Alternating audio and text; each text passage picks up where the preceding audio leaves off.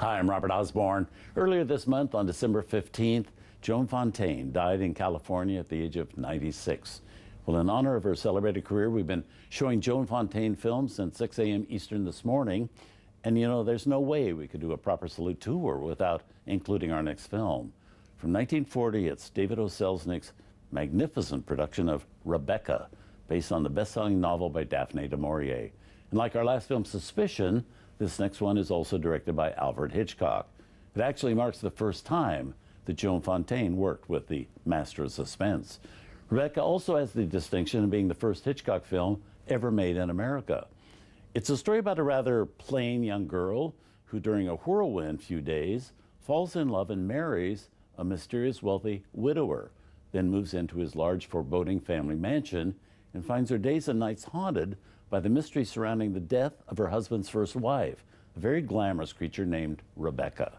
Laurence Olivier plays the widower, and Joan is the new bride, who has no name, by the way, at least one we never hear. She's simply the second Mrs. De Winter.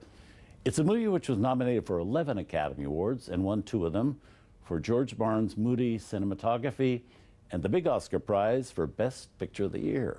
It's the only Hitchcock film to ever receive that accolade.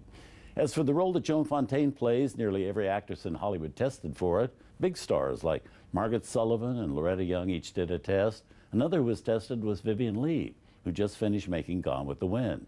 And she had the vote of Laurence Olivier, who was already set to play the leading male role in the film.